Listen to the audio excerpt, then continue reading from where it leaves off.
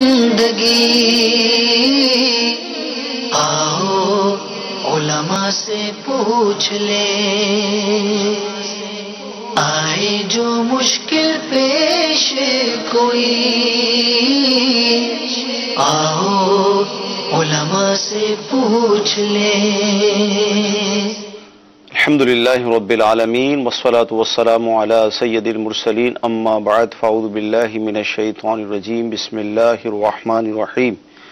الصلاة والسلام علیک یا رسول اللہ وعلی آلک واصحابک یا حبیب اللہ۔ الصلاة والسلام علیک یا نبی اللہ وعلی آلک واصحابک یا نور اللہ۔ میٹھے میٹھے اسلامی بھائیوں اور مدنی چینل کے ناظرین، سلسلہ دارالفتہ اہل سنت میں ایک بار پھر آپ کو مرحبا کہتے ہیں۔ الحمدللہ عز و جل اس سلسلے میں ہم بہت کچھ سیکھتے ہیں اور آج بھی انشاءاللہ ہمارے علم میں اضافہ ہوگا۔ ابتداءً درود پاک کی فضیلت کے فرمان مصطفیٰ صلی اللہ تعالی علیہ وسلم ہے کہ شب جمعہ اور روز جمعہ مجھ پر درود پاک کی کثرت کر لیا کرو، جو ایسا کرے گا قیامت کے دن میں اس کا شفیع اور گواہ بنوں گا۔ صلو علی الحبیب صلی اللہ تعالی علی محمد صلی اللہ علیہ وسلم۔ آئیے آپ کی کالز کو ہم شامل سلسلہ کرتے ہیں۔ میں ایک فیکٹری میں ملازم ہوں۔ میں نے ایک دن چھٹی کی تھی تو مجھے غلطی سے فیکٹری والوں نے چھٹی کے پیسے نہیں کاٹے، مجھے پیسے پورے دے دیے۔ تو میں نے یہ معلوم کرنا ہے کہ مجھے یہ معلوم ہے کہ اگر وہ پیسے میں واپس کروں گا تو مالکان تک یہ پیسے نہیں پہنچیں گے، تو میرا یہ پیسہ ان کو دینا یہ لازم ہے، یا میں آفس میں ہوں تو میں اسٹیشنری کے لیے کوئی سامان لے آؤں جو فیکٹری کے استعمال میں آ جائے؟ کیا میرا اس طرح کرنا صحیح ہے؟ کیا فرماتے ہیں حضور، پیسے واپس کیے جائیں یا کوئی ہیلہ اختیار کر لیا جائے؟ الحمدللہ رب العالمین والصلاة والسلام علی سید الانبیاء والمرسلین، اما بعد فاعوذ باللہ من الشیطان الرجیم، بسم اللہ الرحمن الرحیم۔ ماشاء اللہ عز و جل ان کا جذبہ ہے جی کہ رقم ایک زائد ان کے پاس آ گئی ہے تو یہ واپس کرنا چاہتے ہیں۔ اصل میں بعض اوقات ہوتا یہ ہے کہ اس طرح اگر کسی کے پاس رقم آ جاتی ہے، وہ واپس کرنے کے لیے جاتا ہے تو جو فیکٹری کے جو مالکان ہوتے ہیں ان تک یہ رقم پہنچانا بعض اوقات کافی دشوار ہوتا ہے، نہیں پہنچا پاتے۔ اب ان کو پتہ ہے کہ نیچے کسی کو دیں گے، اول جی تو معاشرے کا ایک ایسا سلسلہ بن چکا ہے، ایسا طریقہ کار بن چکا ہے کہ جب یہ دینے کے لیے جائے گا تو شاید سامنے والے اس کا مذاق اڑائیں گے ٹھیک، کہ بھائی تمہارے پاس آ رہے ہیں تو تم واپس کرنے کے لیے کیوں آ رہے ہو؟ صحیح بات۔ ایک دن کی تنخواہ کا مسئلہ ہے، لوگ مہینوں مہینوں نہیں آتے اور پیسے تنخواہ لے لیں۔ استعمال کرتے ہیں، یوز کرتے ہیں۔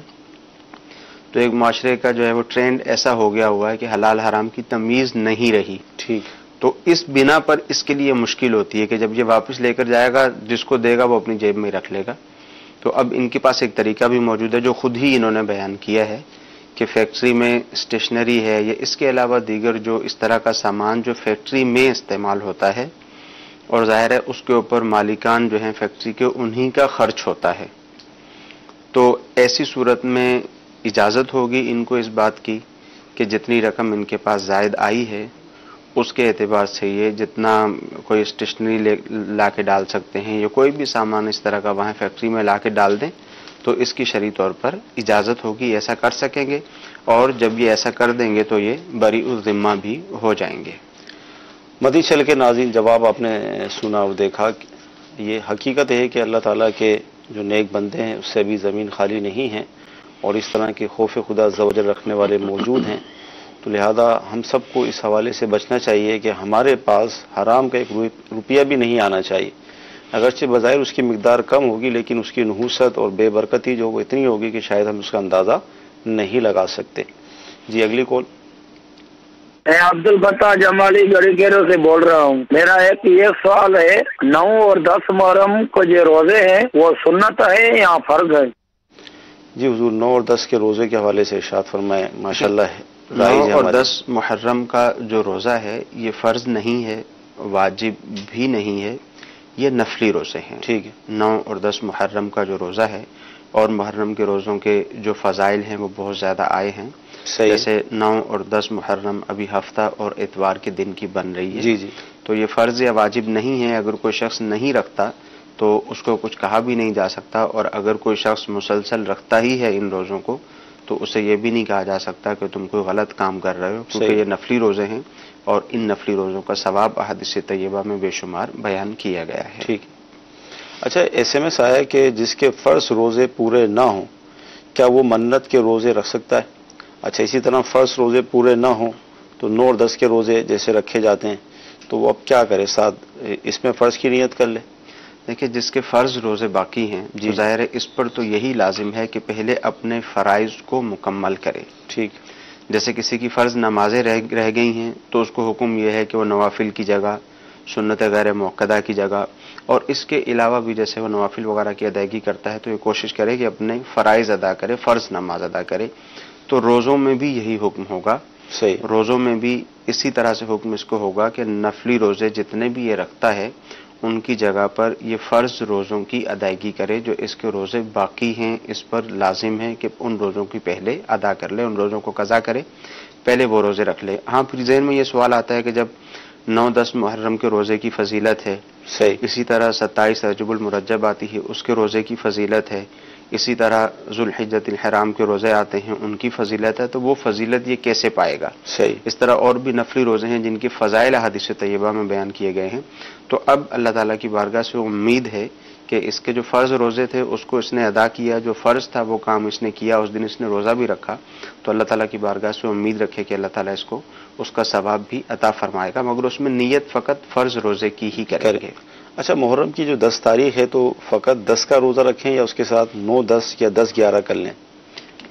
یہی طریقہ ہونا چاہیے، یا ہفتے اور اتوار کا روزہ رکھ لیں یا اتوار اور پیر کا روزہ رکھ لیں، کیونکہ فقط جو ایک دن کا روزہ ہے یعنی 10 محرم الحرام کا روزہ ہے، یہ یہود یہ روزہ رکھا کرتے تھے۔ ٹھیک ہے، حضور نبی کریم صلی اللہ تعالیٰ علیہ وآلہ وسلم کو جب یہ بتایا گیا تو حضور علیہ الصلوۃ والسلام نے فرمایا کہ ہم ان کی مخالفت کریں گے، 9 یا 10 کا روزہ رکھ لیا جائے یا 10 اور 11 کا روزہ رکھ لیا جائے۔ صحیح، مگر یہاں یہ بات بھی ذہن میں رہے کہ اگر کوئی شخص ایک ہی روزہ رکھنا چاہتا ہے، صحیح، وہ چاہتا ہے کہ میں فقط اتوار کے دن کا یعنی 10 محرم کا روزہ رکھوں، تو اس کا بھی یہ عمل ناجائز نہیں ہے۔ ٹھیک ہے، جیسے جمعہ کے دن کے روزے کے متعلق فرمایا گیا کہ ایک پہلے یا بعد میں ملا لیا جائے، ٹھیک ہے، اور اگر کوئی شخص جمعہ کے دن کا ہی روزہ رکھتا ہے اور آگے پیچھے کوئی روزہ نہیں ملاتا ہے تو اس کو گناہ گار نہیں کہیں گے، بلکہ جمعہ کے دن کا جو اس نے روزہ رکھا ہے یا تنہا 10 محرم کا جو روزہ رکھے گا اس کو اس کا ثواب بھی ملے گا اور گناہ بھی نہیں ہے۔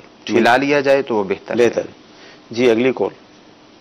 سوال یہ، قبر جو ہے بھائی کی ضعیف ہو گئی ہے، گر گئی ہے، تو اس کو اٹھا سکتے ہیں کہ نہیں اٹھا سکتے ہیں؟ جی، کیا فرماتے ہیں؟ جی، بارشوں کی وجہ سے قبر منہدم ہو جاتی ہے، جی، مٹی اندر چلی جاتی ہے، سلیبس جو رکھی ہوئی ہوتی ہیں وہ جی، اندر چلی جاتی ہیں۔ دیکھیں، اس کا طریقہ کار یہ ہے کہ سلیبس اوپر سے جتنی اٹھا سکتے ہیں اٹھائیں، جتنی مٹی اوپر سے ممکن ہے اٹھانا اتنی مٹی کو اٹھا لیا جائے۔ میت ظاہر نہیں ہونی چاہیے، میت ظاہر نہ ہو اتنی مٹی اس کے اوپر سے اٹھا لیں، اور پھر دوبارہ سائڈوں پر 4 دیواری کر کے پھر سلیبس وغیرہ رکھ کے پھر دوبارہ اوپر قبر نما بنا دیا جائے۔ بعض اوقات لوگ ایسا بھی کرتے ہیں، لاپرواہی کی صورت میں ایسا کرتے ہیں، ممکن ہوتا ہے کہ جو سلیبس گری ہیں ان کو اٹھا لیا جائے، صحیح، یہ بھی ممکن ہوتا ہے جو مٹی اتنی زیادہ اوپر گر گئی ہوئی ہے میت کے اس کو اٹھانا بھی ممکن ہوتا ہے، اس کے باوجود وہ کسی کے مشورے پہ قبر کو ساری کو مٹی سے بھر دیتے ہیں اور پھر اوپر سے قبر نما بنا دیتے ہیں۔ ایسا نہیں کرنا چاہیے، جتنی ممکن ہے مٹی نکالنا، میت ظاہر نہ ہو اتنی نکالیں اور پھر دوبارہ سلیبس وغیرہ رکھ کے پھر اس کو بند کریں۔ جی، مزید اگلی کال۔ اونٹ کا گوشت اگر کھا لیے تو پھر سے وضو کرتے ہیں، تو اس کے بارے میں کیا مسئلہ ہے؟ برائے مہربانی رہنمائی فرمائیے۔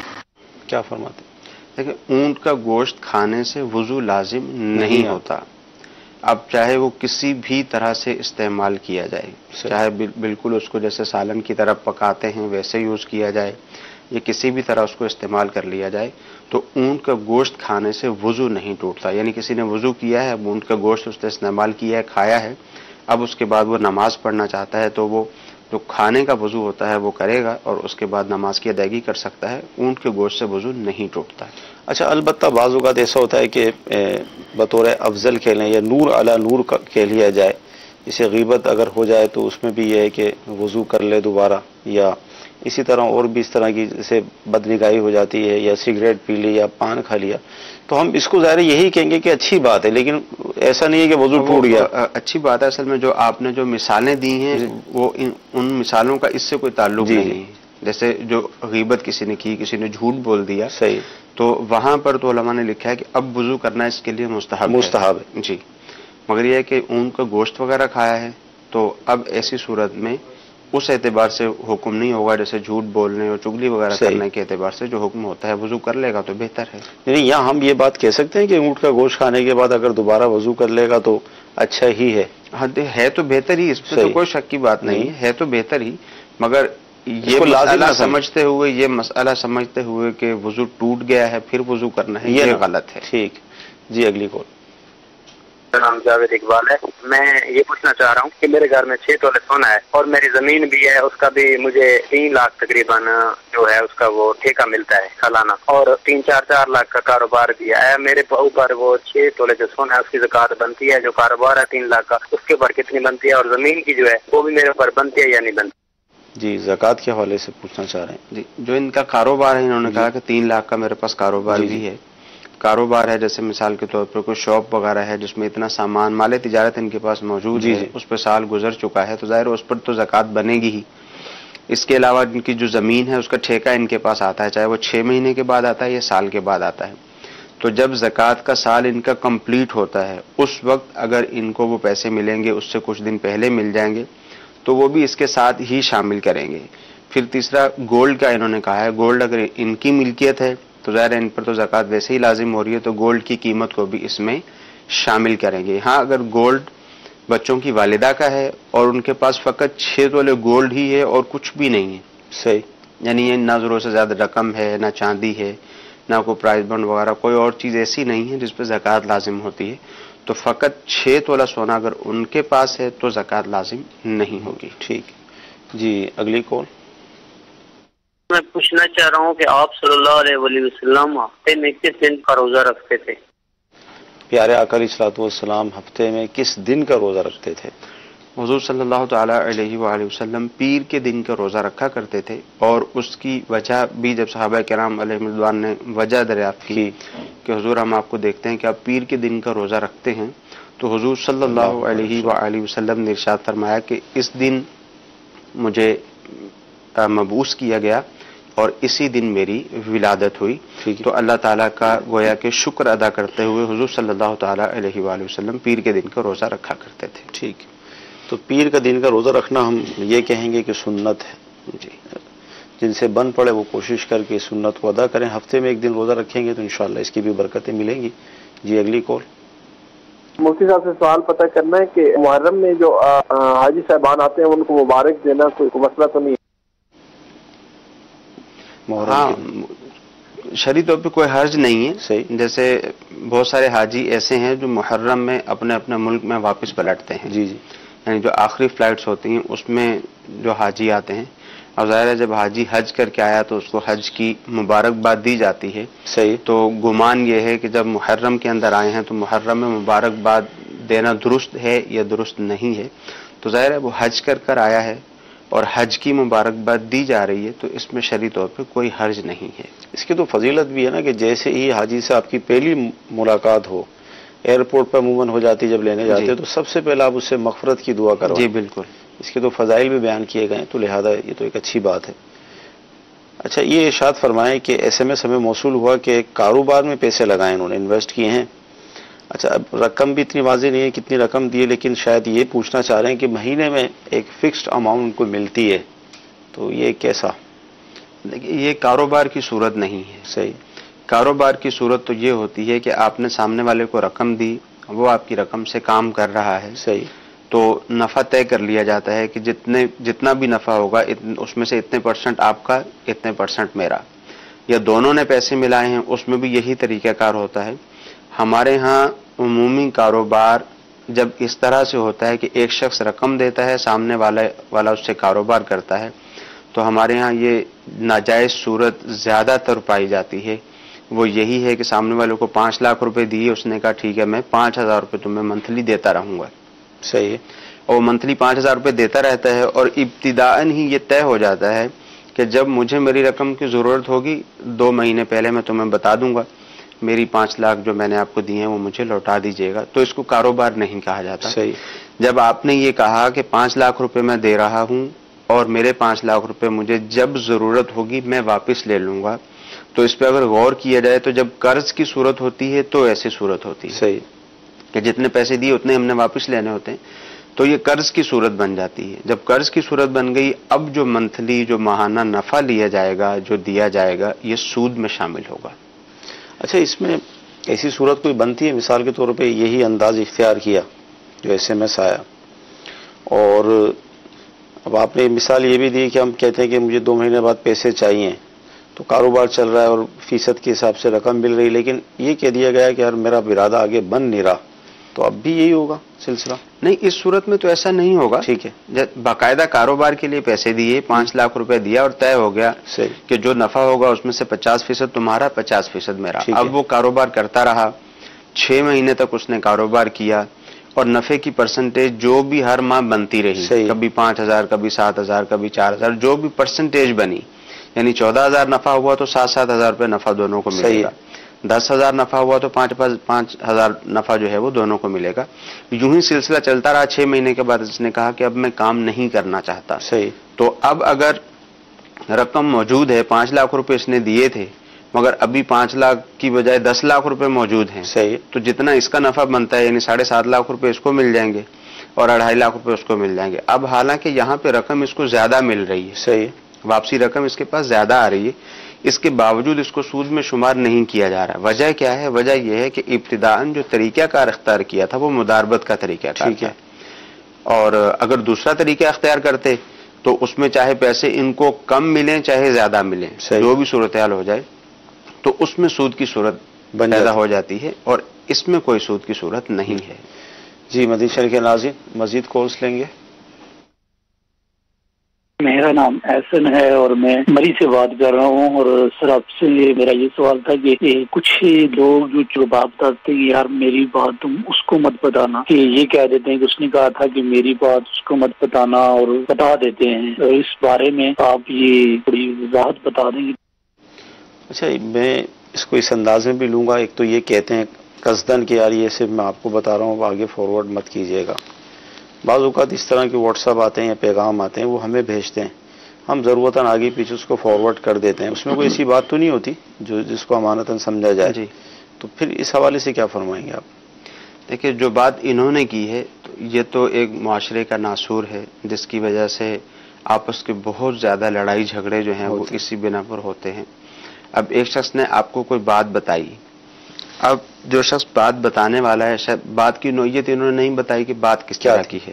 وہ عمومی طور پر ہمارے ہاں وہ چگلی بھی ہو سکتی ہے، وہ غیبت بھی ہو سکتی ہے، وہ بہتان بھی ہو سکتا ہے، جو ہمارے ہاں عام طور پر ہوتی ہے. یا چلیں اس کے علاوہ بھی کوئی بات ہے تو یہ امانت میں شمار ہے. جس طرح ہم کسی کے پاس اپنی کوئی چیز امانت رکھواتے ہیں کہ یہ میں تمہارے پاس رکھ رہا ہوں، 10 دن کے بعد میں تم سے لے لوں گا، جس طرح اس چیز کی حفاظت کرنا سامنے والے کے لیے لازمی ہے کہ جب اس نے بطور امانت اس کو لے لیا ہے اس کا خیال رکھنا ضروری ہے، تو اس بات کا خیال رکھنا بھی ضروری ہے. اب جب سامنے والے نے یہ کہا کہ تم نے یہ بات کسی کو نہیں بتانی ہے، تو اب سامنے والے پہ یہ لازم ہو گیا کہ اس بات کا تذکرہ کسی دوسرے شخص سے نہ کرے. اب یہ انداز ایسا اختیار کرتا ہے، یہ سمجھتا ہے کہ سامنے والے نے جو مجھ سے کہا تھا نا، اب میں اسی کے اوپر عمل کر رہا ہوں. اس نے کہا تھا کسی کو بتانا نہیں، تو اگلے بندے کو جا کے یہ بتاتا ہے اور کہتا ہے کہ فلاں بندے نے یہ بات کہی تھی اور اس نے مجھے کہا تھا بھائی کسی کو بتانا نہیں، تو یہ دیکھو یہ میں آپ کو بتا رہا ہوں. بھائی جب آپ نے اس کے سامنے اس کو بیان کر دیا ہے تو اس کا مطلب ہے آپ نے بتا دی ہے. جو انداز آپ نے اختیار کیا ہے وہی انداز جو ہے وہ سامنے والا مزید آگے اختیار کرے گا، ہر ایک کسی نہ کسی بات پھیلے گی، بات پہنچے گی. پھر یہ بھی ہوتا ہے کہ یہ اپنے تئیں یہ سمجھتا ہے کہ اس نے یہ کہا تھا کہ کسی کو بتانا نہیں. اس کی مراد شاید یہ ہوگی کہ کسی ایسے آدمی کو نہیں بتانا جو بات آگے پہنچا دے. آپ تو میرے اعتماد والے ہیں، آپ کون سا آگے بات کریں گے؟ بھائی آپ کو جو بتائی تھی اس نے بھی تو آپ پر اعتماد کرتے ہوئے ہی بتائی تھی. اس کی بھی غلطی ہے. سب سے پہلی غلطی بتانے والے کی ہے. جب بتانے والے کو معلوم ہے کہ میں چاہتا ہوں میری یہ بات کسی تک نہ پہنچے، تو سب سے پہلی غلطی اس کی ہے کہ ایک شخص کو بتا کر اس کو یہ کہہ رہا ہے کہ اب تم میری یہ بات کسی کو نہ بتانا. تو سب سے پہلی غلطی اس اعتبار سے اس کی ہے، معاشرتی اعتبار سے. جب معلومات ہیں، پتہ ہے کہ اس طرح کی کیفیت ہو جاتی تو وہ بیان نہ کرے. بہرحال جس کو بات بتائی گئی اس کے پاس امانت ہے. اب اگر یہ کسی کو بتائے گا تو یہ ضرور امانت میں خیانت ہوگی. اچھا، جیسے دوسرا سوال میں نے عرض کیا واٹس ایپ ہم آگے پیچھے فارورڈ کر دیتے ہیں، تو اس حوالے سے کیا فرق؟ دیکھیے وہ تو شراتن نہیں ہے کیا؟ وہ تو ظاہر ہے جو بھی واٹس ایپ کسی نے کیا ہے اس کی نوعیت کے اوپر ہی ہوگا. صحیح. ایک عام سی بات ہے کسی نے آپ کے ساتھ شیئر کی ہے، آپ کسی اور کے ساتھ شیئر کر لیتے ہیں، کوئی حرج نہیں ہوتا. صحیح. بعض اوقات ایسا بھی ہوتا ہے کہ کسی شخص نے اپنی ذاتی بات ہی آپ سے شیئر کی ہے اور اس نے آپ کو کسی طرح کی پابندی نہیں لگائی. صحیح. اور آپ کو پتا ہے کہ فلاں شخص کے ساتھ اگر میں اس کو شیئر کروں گا تو وہ کوئی حرج، تو پہلے کو بھی کوئی نقصان نہیں ہے، نہ وہ برا مانے گا، اور سامنے والوں کو بھی کروں گا تو کوئی حرج نہیں ہے. تو ایسی صورت میں تو کوئی مسئلہ نہیں ہے. بہرحال پھر وہ واٹس ایپ کیسا ہے، اس میں کیا تحریر ہے، اس کی ہم اس بات کو سمجھ بھی سکیں یا نہیں. ہم یہ سمجھ رہے ہیں کہ شاید میں اپنے دوست کو بھیج دوں گا تو اس کو کوئی تکلیف نہیں ہوگی، ممکن ہے اس کو اس سے کوئی تکلیف پہنچتی ہو. صحیح. تو جو ذاتی نوعیت کے واٹس ایپ ہیں وہ آگے فارورڈ نہ کیے جائیں. ٹھیک ہے جی. مزید کال. مفتی صاحب سے سوال عرض ہے کہ قرآن پاک اگر ہاتھ سے چھوٹ کر زمین پر تشریف لے آئے تو اس کا معاملہ کیا ہوگا؟ مطلب اس پہ کیا فدیہ دینا ہوگا؟ قرآن مجید کا چھوٹ جانا، زمین پر تشریف لے آئے. ہاں دیکھیے قرآن مجید فرقان حمید ظاہر ہے وہ غلطی سے جو ہے وہ ہاتھ سے چھوٹ گیا اور زمین پر تشریف لے آیا، تو ایسی صورت میں کوئی کفارہ یا کوئی فدیہ اس صورت میں شریعت مطہرہ نے بیان نہیں کیا ہے.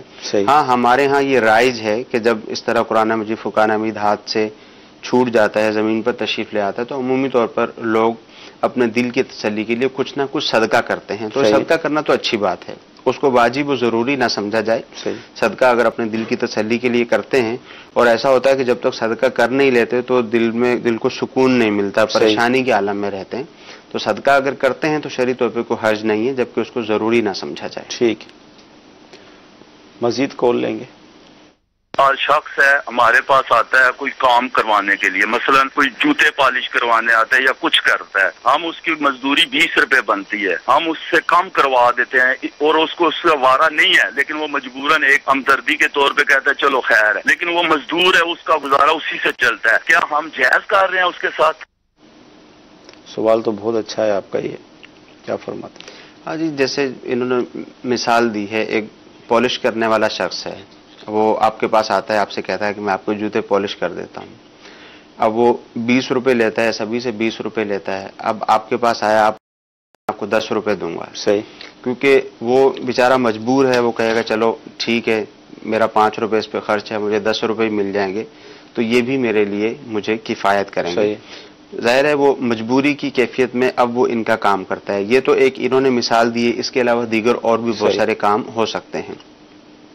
تو اس میں جو شخص کام کروانے والا ہے اس کو غور کر لینا چاہیے کہ سامنے والا شخص مزدور آدمی ہے، وہ غریب آدمی ہے، اور یہ شخص اس بات کی صلاحیت بھی رکھتا ہے کہ اگر جتنی رقم اس نے مانگی ہے، جیسے 20 روپے اس نے طلب کیے ہیں اور 20 روپے دینے میں اس کو بھی کوئی حرج نہیں ہے. صحیح. یعنی اس کی جیب بھی اس کو اس بات کی اجازت دیتی ہے کہ یہ 20 روپے دے سکتا ہے. ٹھیک. تو ایسی صورت میں بالخصوص ایسا شخص جو مزدور ہے، جس کی حالت و کیفیت آپ دیکھ رہے ہیں کہ یہ بیچارہ اپنے بچوں کی خاطر مزدوری کر رہا ہے اور غریب آدمی ہے، بمشکل گزارا کرتا ہوگا، تو اس سے اس طرح سے کم کروانا یہ نامناسب ہے. اگرچہ طے ہو جائے گا، اس نے 10 روپے کہے، وہ 10 روپے پہ مان گیا تو جائز تو ہو جائے گا، مگر ان کو خود بھی یہ بات فیل ہو رہی ہے. جب ہی پوچھا، ان کو خود بھی یہ بات فیل ہو رہی ہے، جب ہی یہ پوچھ رہے ہیں. تو ہر شخص کو ہی اس بات کو محسوس کرنا چاہیے کہ جب بھی اس طرح کے کسی آدمی سے کوئی کام کروائیں تو جب آپ دینے کی صلاحیت بھی رکھتے ہیں، آپ دے بھی سکتے ہیں، آپ کو بھی کوئی ایشو نہیں ہے، تو پھر آپ کو کم نہیں کروانا چاہیے. یوں ہی گمان کر لیں کہ چلیں اس کی مدد ہو جائے گی. آپ کو معلوم ہے کہ آپ 2-4 روپے کم کروائیں گے، وہ کر لے گا. صحیح. مگر یوں ہی اگر آپ دے دیں گے تو ایک اعتبار سے اس کی مدد زیادہ ہی دینا چاہیے. غریبوں کا دل خوش ہوگا، دعائیں ملیں گی، برکتیں ملیں گی. دین النصیحہ، دین خیر خواہی ہے، تو یہ بھی ایک خیر خواہی ہوگی کہ ہم ان کے ساتھ اس طرح مہنگے داموں میں اگر کام کروائیں گے تو مزید ہو سکتا ہے ان کے بچے جو گھر کے اندر بعض اوقات کوئی اچھی چیز کھانے کا ذہن ہو، پیسے نہیں ہیں بیچارے، نہیں کھا پاتے ہوں، اور ہماری اس خیر خواہی سے وہ گھر میں اس طرح کا سلسلہ کر لیں گے تو انشاءاللہ بہت دعائیں ملیں گی. سلسلے کا وقت ختم ہو رہا ہے. آج جمعرات ہے، ہفتہ وار اجتماع کا سلسلہ ہوتا ہے، وہ بھی آپ نے دیکھنا ہے، اور انشاءاللہ مدنی مذاکرہ بھی ہوگا. بڑی برکت والی راتیں ہیں، اور انشاءاللہ بھی جیسے ہی ہم اٹھیں گے تو دعا افطار کا سلسلہ ہے، تو آپ اس میں بھی شریک ہو جائیں، بے شمار برکتیں ملیں گی. اللہ تعالیٰ کی بارگاہ میں دعا ہے کہ اللہ تعالیٰ آج کا ہمارا سلسلہ اپنی بارگاہ میں قبول فرمائے. جو سنا ہے، جو سیکھا ہے، اس پر عمل کرنے کی توفیق عطا فرمائے. آمین. صلو علی الحبیب صلی اللہ تعالی علی محمد. گزارے کیسے زندگی، آؤ علماء سے پوچھ لیں، آئے جو مشکل پیش کوئی